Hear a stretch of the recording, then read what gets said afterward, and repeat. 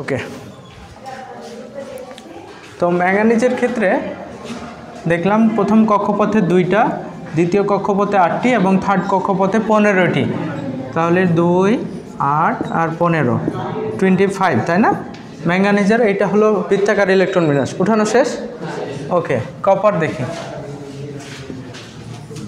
আচ্ছা, copper spelling জানো? কিন্তু আমরা সিইউ লিখি কেন? ল্যাটিন নাম কিউপ্রাম, অর্থাৎ 11টি ল্যাটিন মৌল আছে, জানো তো? 118টির মধ্যে। ওখান থেকে কপার থেকে রাম।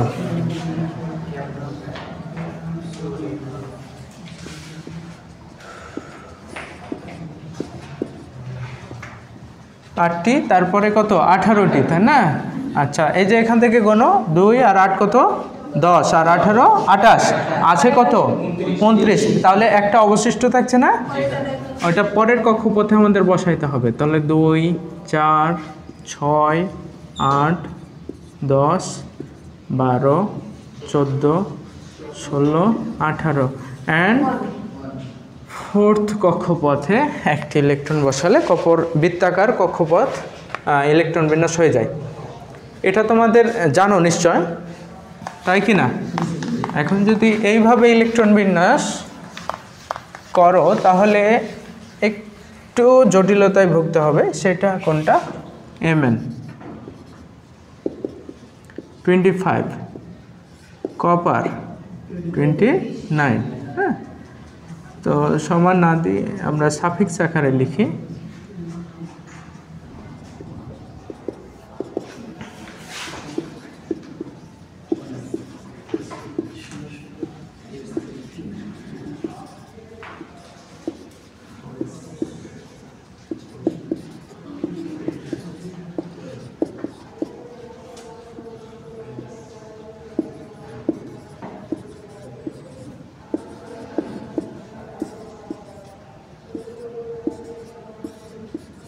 ওকে, আরও 7 পর্যন্ত চলবে। হ্যাঁ, এই যে দেখছো না, এটা প্রথমে, তাহলে 1s।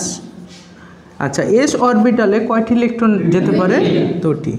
তারপরে 2s, 2 এস মানে 2টি। আচ্ছা, তোমরা যখন ওই যে বললাম কোয়ান্টাম তত্ত্ব যখন পড়বা, তোমাকে বলছিলাম না, তখন এই যে sp-dT, তারপরে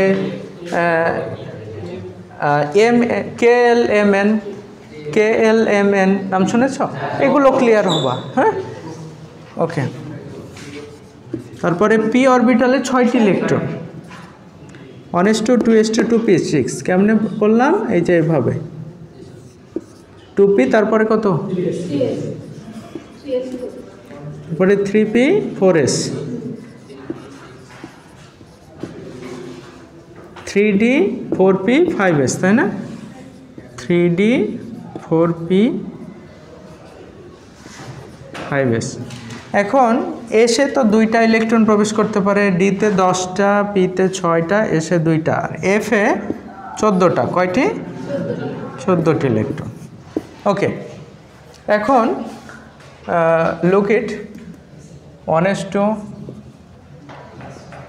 2s2, 2p6, 3s2, 2p6,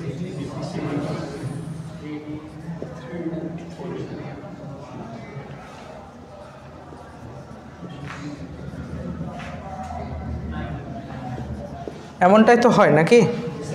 2 আর 2, 4 আর 6, 10, 12, 12 আর 6, 18, 19, 20 আর 4, 24। আচ্ছা,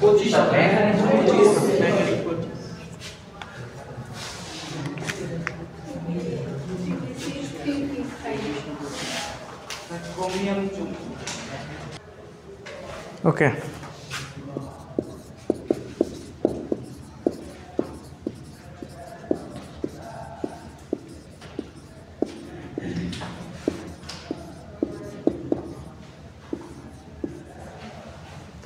এখন প্রশ্ন হইতে পারে,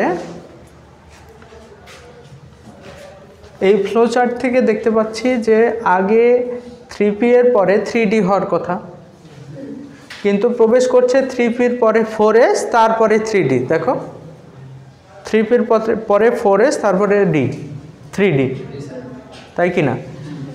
এটা চলে আসছে n+l রুল থেকে, ঠিক আছে? একে বলা হয় পূর্ণ আর অর্ধপূর্ণ। আচ্ছা, ডি অরবিটালে 10টি হইলে পূর্ণ হয়, আর 10-এর অর্ধেক কত? 5, 5টি হলে অর্ধপূর্ণ হয়। তো সব সময় চাইবে ওই অটোওয়ালার ক্ষেত্রে ইয়াদি একটা গাড়িতে প্যাসেঞ্জার 10 জন, সে চাইবে 10 জন হইলে আমি যাত্রাটা শুরু করব, আমার ইনকাম ভালো হবে। এখন সে চাইবে যে 9টার জায়গায় আমার যদি আরেকটা প্যাসেঞ্জার আসতো তাহলে আমার 10টা হইতো। এখন গাড়িতে সে 4 জন প্যাসেঞ্জার পাইছে, সে অবশ্যই চাইবে যে আমার একটা প্যাসেঞ্জার নিয়ে 5 প্যাসেঞ্জার বিশিষ্ট আমি আমার সিট কমপ্লিট করে কভার করে আমি যাত্রা শুরু করব। এই তো এইখানে লক্ষ্য করো, এটা যেহেতু 24, সে প্রথম অরবিটালে আমরা জানি 2টা ইলেকট্রন প্রবেশ করতে পারে। তাহলে এখানে 24 বানাইতে হলে 2 2 4 আর 6 10 আর 2 12 আর 6 18 19 20 আর 4 24, তাই কি না? এখন 24টা যদি হয় তাহলে সে চাইবে যে আমার এই অর্ধপূর্ণ অরবিটালকে পূর্ণ করার জন্য, অর্ধপূর্ণ এখনো হয় নাই, করতে তো হবে। তখন সে চাইবে যে এখান থেকে নিয়ে আমাকে দিয়ে দাও, আমি যেন একটা বানাই ফেলে অর্ধপূর্ণ হয়ে যেতে পারি। এই কাজটাই যখন এটাকে করে, এটাকে অর্ধপূর্ণ বলে। তাহলে ফাইনালি আমরা কি বলতে পারি?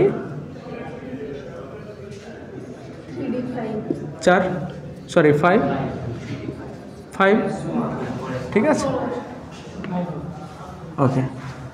তাহলে এই জায়গায় 29-এর ক্ষেত্রে কপার 29, 1:2, 2:2, 2p6, 10, 2 12 আর 6 18, আমার 29 লাগবে। হ্যাঁ, তো এখানে যদি 2 হয় আর এখানে 9 হচ্ছে, তাহলে 29 হয়। এক্স্যাক্টলি সিমিলার কেস, পূর্ণ বানানোর জন্য 1 এখানে নিয়ে 10 হয়ে যাবে, আর এটা হবে 1।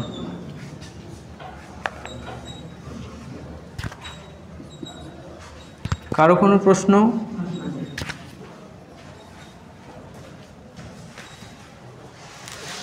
তাহলে এই দুইটা ক্রোমিয়াম অ্যান্ড কপারের বিষয়টা একটু সেন্সিটিভ থাকতে হবে। শেষ? ওকে।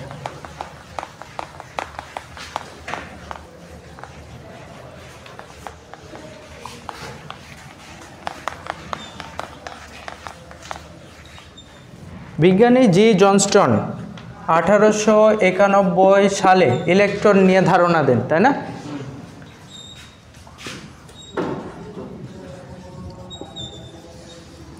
অ্যাম্বার, গ্রিক অক্ষর ইলেকট্রন,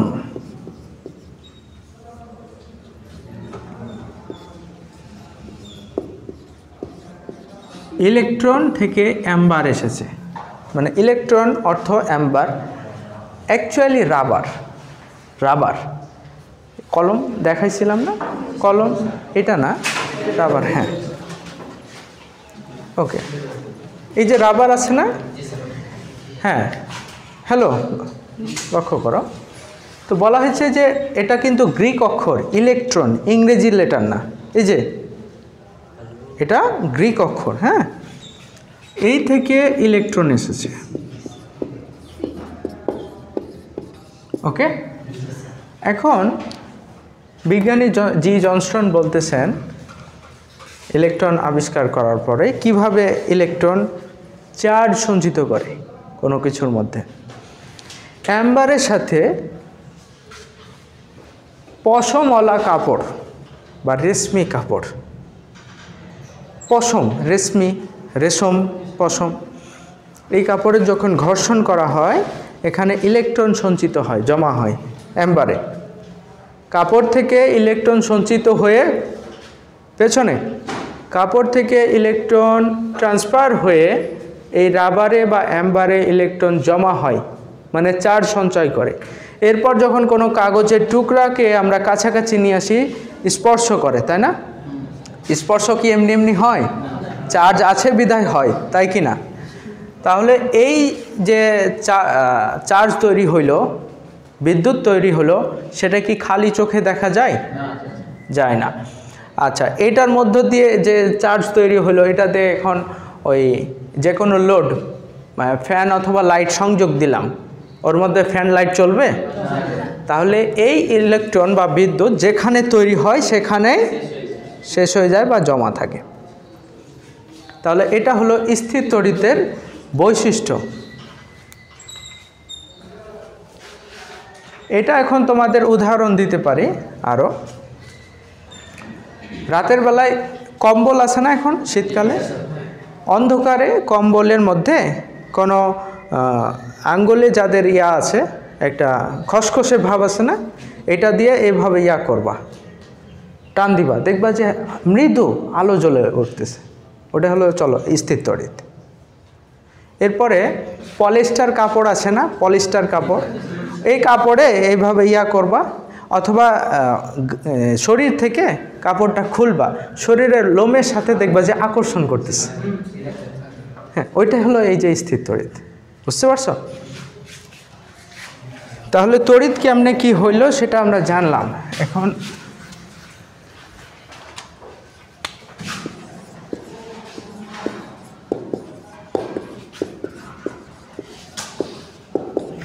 স্থির তড়িৎ, চল তড়িৎ।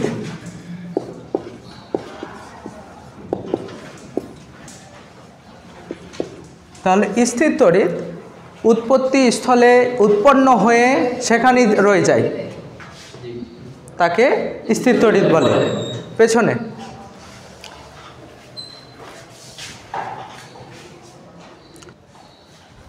ওকে, তাহলে উৎপন্ন স্থলে উৎপন্ন হয়ে সেখানেই শেষ হয়ে যায় বা থেকে যায়, তাই না?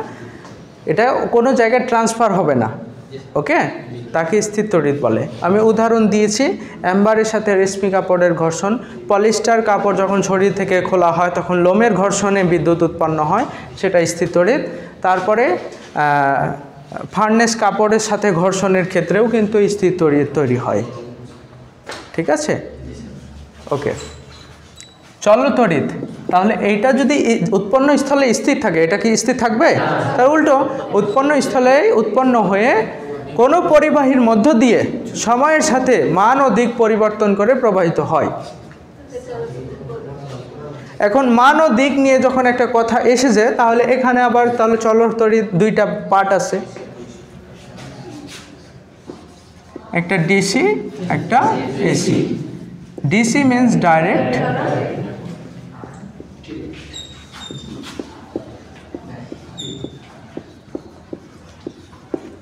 AC means alternating.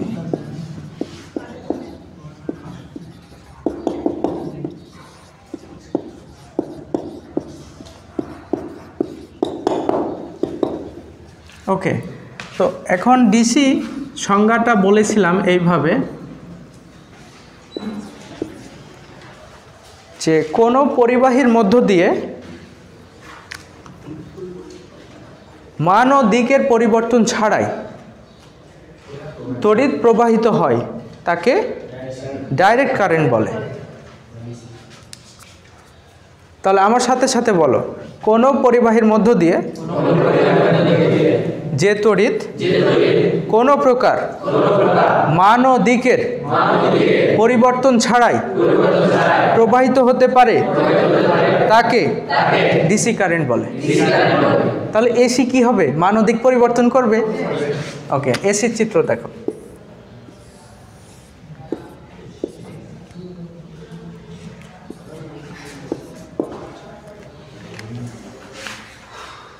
এইটা মনে করো একটা সার্কেল, তাই না? এইটা হলো অর্ধাংশ, এটা অর্ধাংশ, তো একে বলবো হাফ সাইকেল বা সার্কেল, একে হাফ সাইকেল বা হাফ সার্কেল বলবো। এখন সাইকেল কেন বলছি? আচ্ছা, আমাদের যে সাইকেলগুলো থাকে এরূপ স্পক লাগানো থাকে না, হুইল বলি, চাকা বলি, ওকে, সাইকেল তো ঘোরে, সেটাও তো একটা বৃত্তাকার পথ। তো বৃত্তাকার পথে হলে এটা কি অর্ধেক, এটা অর্ধেক, এই জন্য সাইকেল সার্কেল একই বিষয়, মনে রাখবো। তো এই ক্ষেত্রে আমরা সাইকেল শব্দটা ইউজ করব, সাইকেল। CYCLE। তো লক্ষ্য করো যে এই অর্ধেক অংশ আমি রাখি নাই, বাকি অর্ধেক অংশ আছে, এইটা এখানে কেটে বসাই দিলাম। এবার এই অংশ কাজ শেষ, এই অংশ অবশিষ্ট না, তাহলে এইটা কেটে এখানে বসাই দিলাম। তাহলে এই পুরোটা এক সাইকেল না, মানে একটা বৃত্তাকার পথ। তো বৃত্তাকার পথের শূন্য থেকে, অর্থাৎ যেখানে আমি আছি এখান থেকে ঘুরে যদি আবার ফেরত আসি এইখানে 360 ডিগ্রি অতিক্রম করে, তাই কি না? সেটা আমরা কিভাবে জানি? কোয়াড্রেন্ট থেকে বা চতুর্ভাগ থেকে, তাই কি না? এটা হলো এক্স প্রাইম, ওয়াই প্রাইম। তো এই যে এইখান থেকে এইটুকু কত? 90 ডিগ্রি। এইখান থেকে এইটুকু কত? তাহলে দুইটা যোগ করলে মানে এক সরল কোণ বা দুই সমকোণ, তারপরে 3 সমকোণ 270 ডিগ্রি, তারপরে আবার কি 360। তাহলে 0 আর 360 ডিগ্রি একই কথা, তাই কি না? করে দেখো ক্যালকুলেটরে, cos 0 ডিগ্রির মান দেখো 1 আসবে, cos 360 ডিগ্রির মানও 1 আসবে। বুঝতে পারছো?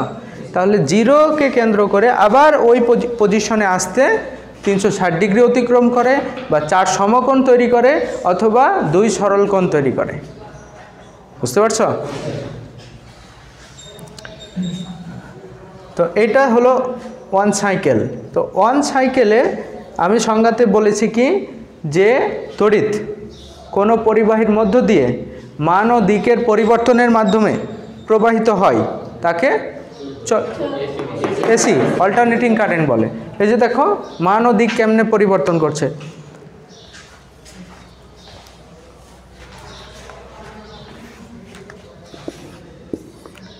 যদি স্থানাঙ্ক নাম শুনেছি, আচ্ছা 1 হইলে কোথায় হয়? 1 আর এটা 1, তাই না? 1 এরপরে 2 2,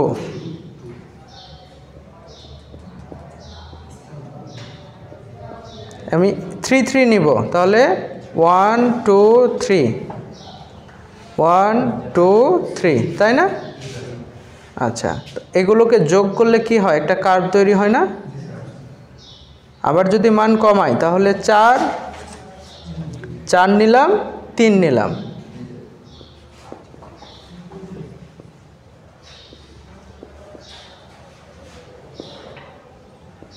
এরূপ হয় না যোগ করলে? এরপরে 5 2 নিলাম,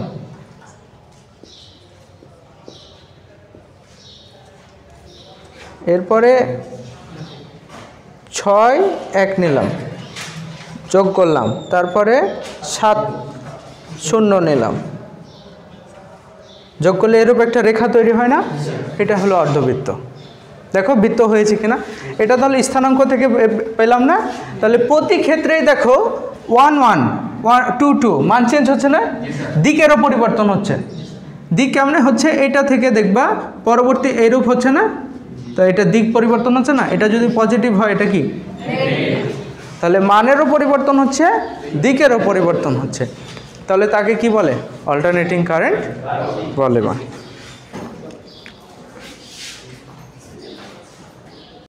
ওকে, আমরা এখন এটা কার? তোমার না?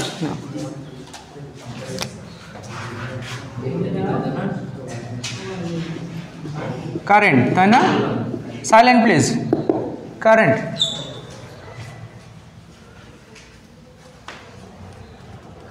এখন তোমার প্রশ্ন হতে পারে হোয়াট ইজ কারেন্ট, তাই না? তোমরা কয়জন জানো কারেন্ট আর ভোল্টেজ একই জিনিস? আলাদা জিনিস মনে করো নাকি নাকি একটাই মনে করো? একই। ওকে, তোমরা যেহেতু যে ইঞ্জিনিয়ারিং পড়াশোনা করতে এসেছো, সেহেতু এগুলোর অবশ্যই আলাদা আলাদা মিনিং আছে, আলাদা একক আছে, জানতে হবে। না হলে তো একজন ইলেকট্রিশিয়ান আর তোমার মধ্যে কোনো পার্থক্য থাকলো না। তোমাকে যদি প্রশ্ন করে যে কারেন্ট আর ভোল্টেজ, তো ওরা বলবে একই জিনিস, ইলেকট্রিশিয়ানরা, মানে আমাদের বাসা বাড়িতে যারা কাজ করে। আর তুমিও যদি তাই বলো, তাহলে তোমার পড়াশোনার মানে কি হইলো? আচ্ছা আমরা জানি যে যেটা দিয়ে ওই যে এই যে টুপিন প্লাগে সকেটে যেটা দিয়ে আমরা বিদ্যুৎ চেক করি সেটার নাম কি? এটা সবাই জানো, কিন্তু তোমাদের এখন একটু ব্যতিক্রম জানতে হবে না। এটা শুদ্ধ নাম কি জানো কি? পেছনে নিয়ন টেস্টার, এটা জানতে হবে, ঠিক আছে?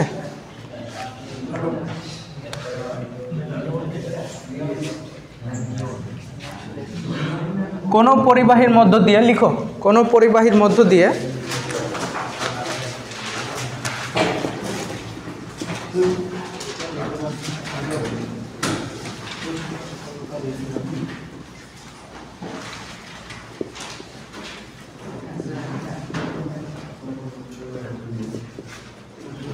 একক সময়ে অথবা এক সেকেন্ডে, লিখো সহজ করে, 1 সেকেন্ডে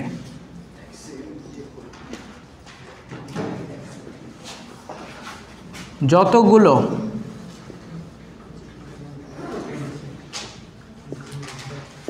ইলেকট্রন প্রবাহিত হয়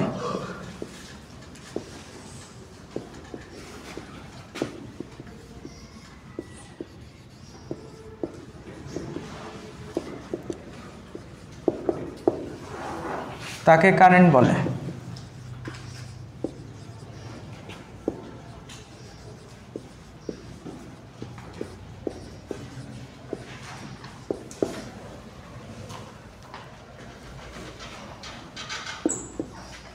কারেন্টকে আই দ্বারা সূচিত করা হয়, কি দ্বারা?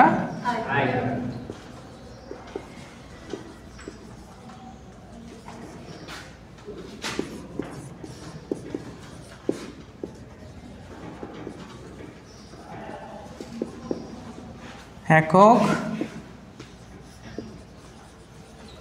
অ্যাম্পিয়ার, AMPERE, ওকে, বা সংক্ষেপে AMP লেখা হয়। লিখেছো? উঠানো শেষ? কারেন্ট বা তড়িৎ প্রবাহ ছাড়া। হ্যাঁ হ্যাঁ হ্যাঁ হ্যাঁ।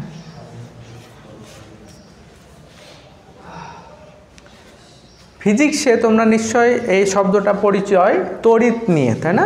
তড়িৎ প্রবাহ, যেহেতু অ্যাজ এ ইলেকট্রিক্যাল পারপাসে তোমাদেরকে শব্দটার সাথে পরিচয় থাকতে হবে, সেটা হলো কারেন্ট।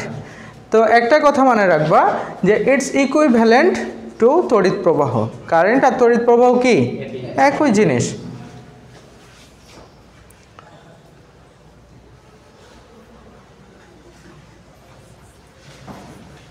কারেন্টকে ক্যাপিটাল আই দ্বারা সূচিত করা হয়, ঠিক আছে?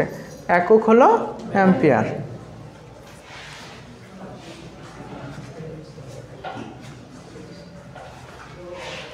পরে কোনো এক সময় জানবো যে আই দিয়ে কেন সূচিত হলো, তাই না? এটা বিজ্ঞানীর নাম থেকে, এই বিস্তারিত পরে জানবো। আগে এখন বেসিক ফান্ডামেন্টাল নিয়ে আলোচনা হচ্ছে। লেখা শেষ? এখন এই যে এখানে লক্ষ্য করো যে এইটা যদি একটা পরিবাহী হয়, এই পরিবাহীর মধ্যে ইলেকট্রন প্রবাহিত হয়, তাই না? ইলেকট্রন মাইনাস,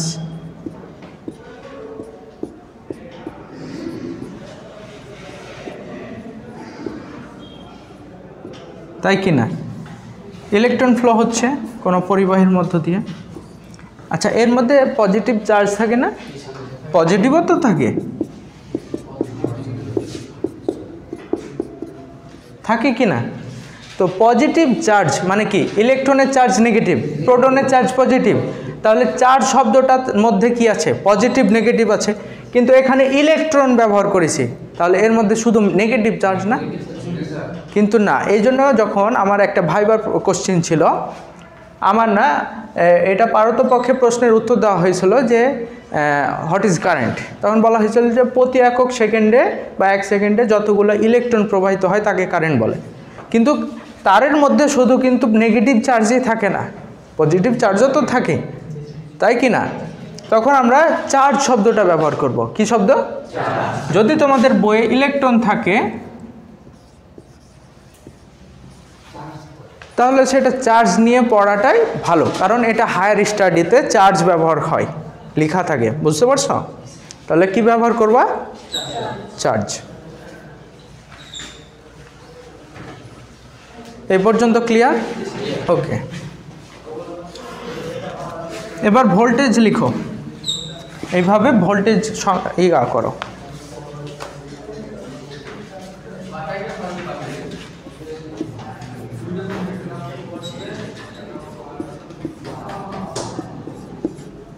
ভোল্টেজ তোমাদের পদার্থবিজ্ঞানে বইতে যে সংজ্ঞাটি দেওয়া হয়েছে যে এইটা হলো একটা ক্ষেত্র, ঠিক আছে? অসীম দূরত্ব থেকে কোনো একটি চার্জকে নিয়ে আসতে যে কাজ সম্পন্ন হয় তাকে বিভব বলে। পড়ে এসেছো না? তো আমরা এখন পদার্থবিজ্ঞানে যদি মনে করো এই সংজ্ঞাটা দিতে পারো, আর যদি মনে করো যে না আমরা আরেকটু সহজ জানতে চাই, সহজ, তাহলে বলতে পারো যে কোনো পরিবাহীর মধ্য দিয়ে, লিখো, কোনো পরিবাহীর মধ্য দিয়ে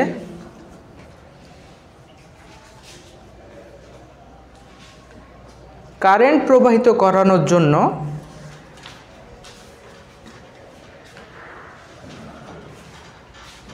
বাইরে থেকে কারেন্ট প্রবাহিত করানোর জন্য বাইরে থেকে যে বল বা চাপ প্রয়োগ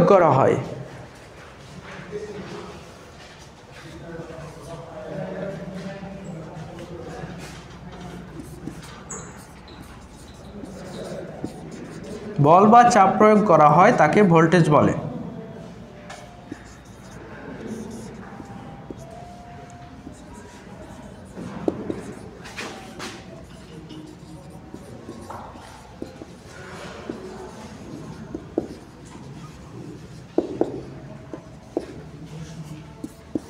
ভোল্টেজকে ক্যাপিটাল ভি দ্বারা সূচিত করা হয়, একক ভোল্ট বা ভি, এরূপ একক থাকে।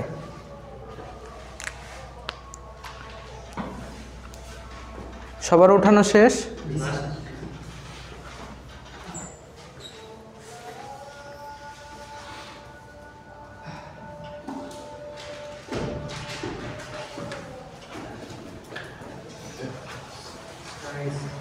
ওকে, সবার শেষ? আরেকটা বাকি আছে, ইউ, রেজিস্ট্যান্স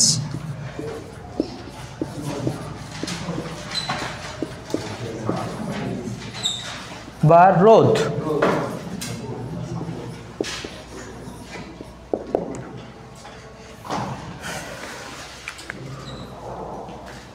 রেজিস্ট্যান্স বা রোধ,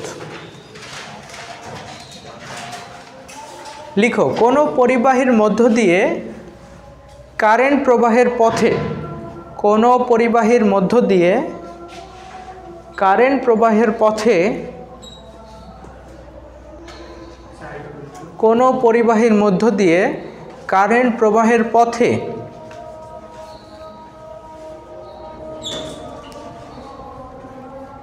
যে বাধার সৃষ্টি হয়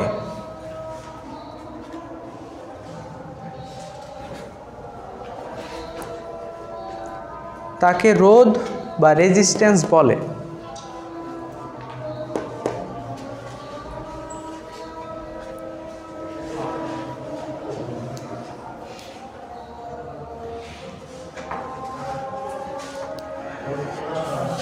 হ্যাঁ, রোধকে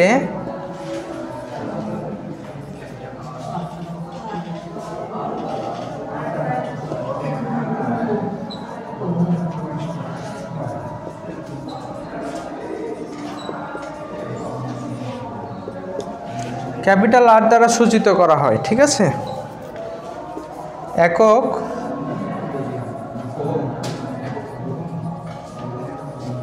ওহম, OHM। হ্যাঁ, কনসেন্ট্রেট। এই চিহ্নটা সম্পর্কে কেউ পরিচয় আছে? এটার নাম হলো ওমেগা। কি নাম? তোমরা এই যে ওমেগাকে এইভাবে চিনো, এটার আরেকটা নাম এইটা, ঠিক আছে? তো ওমেগা, ওমেগা তো একক হলো ওহম, আর এই প্রতীক দিতে পারো, এর নাম হলো ওমেগা। ওঠায় না, ওঠানো শেষ? আচ্ছা, এবার একজন উঠে আসো, তুমি আসো এখানে দাঁড়াও। আমি কারেন্ট, ঠিক আছে? তুমি আসো, আসো, একজন আসলেই হলো, আসো আসো। আচ্ছা, তাহলে একটু পেছনে যাও, তাহলে এটা একটু দূরে সরাও।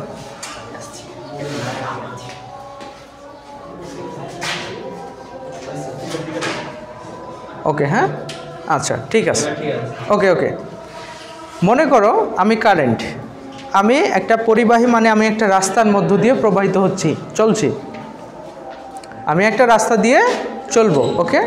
এই যে যাচ্ছি, এটা স্বাভাবিক হয়, আমি আবার আগের অবস্থানে আসলাম, আমি কারেন্ট, মনে রাখো। কিন্তু আমি প্রতি একক সময়ে, মানে 1 সেকেন্ডে চলছি, কিন্তু আমার সাথে কতগুলা ইলেকট্রন আছে তা একসাথে প্রবাহিত হচ্ছে, সেটা কি? কারেন্ট। তা আমি বলেছি যে সেখানে চার্জ মানে ইলেকট্রনও থাকতে পারে, প্রোটনও থাকতে পারে। এবার আমাকে কেউ পিছন থেকে পুশ করছে, ধাক্কা দাও, এই যে ধাক্কা দিচ্ছে, হ্যাঁ, আমি আবার থেমে গেছি, আবার ধাক্কা দাও, এই যে আমি চলতেছি। তো পেছন থেকে যে ফোর্স দিচ্ছে, বল দিচ্ছে, সে ভোল্টেজ। বুঝতে পারছো? তাহলে কারেন্ট ভোল্টেজ কিন্তু এক জিনিস না, বুঝতে পারছো কি না? এবার আমার যে রাস্তা, এই রাস্তায় তুমি দাঁড়িয়ে যাও, আমার এই রাস্তায় এখন বাধা চলে এসেছে, হ্যাঁ, এই হলো রোধ, হ্যাঁ, বা রেজিস্ট্যান্স। এখন আমার ভোল্টেজের ক্ষমতা যদি বেশি হয়, তাহলে এই রেজিস্টারকে আমি ধাক্কা দিয়ে সামনে চলে যাব। বুঝতে পারছো তো? তাহলে এই ভোল্টেজটা কি হতে হবে? বেশি হতে হবে না? এই জন্য একে 2 জন লাগবে, একজনের জায়গায় আরেকজন উঠে আসো।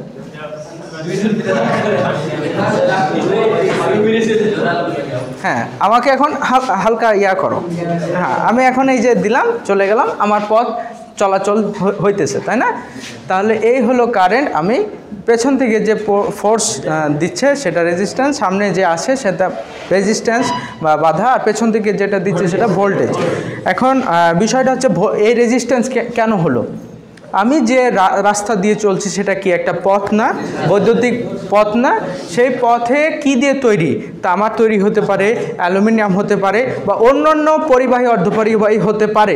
এর মধ্যে থাকা ভেজাল বা কোটিং, অথবা আমার তারের যে সংযোগ থাকে না, এই সংযোগে ময়লা পড়ে না, মানে দেখবা যে 10 বছর আগে তুমি টেপ দিয়ে মড়ায় রেখে দিয়েছো, 10 বছর পর খুলবাও, এই জায়গায় অনেক আঠালো ভাব থাকে, ওগুলো হলো কোটিং বা ময়লা বা বাধা, সেগুলো রেজিস্ট্যান্স।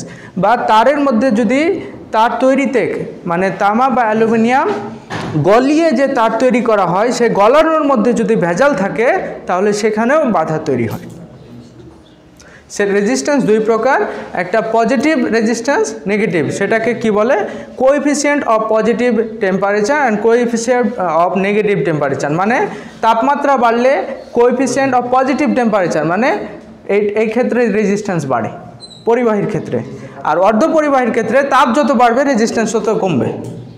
তো এগুলো আস্তে আস্তে জানবো। এখন কারেন্ট, ভোল্টেজ, রেজিস্ট্যান্স সবার ক্লিয়ার? বসো।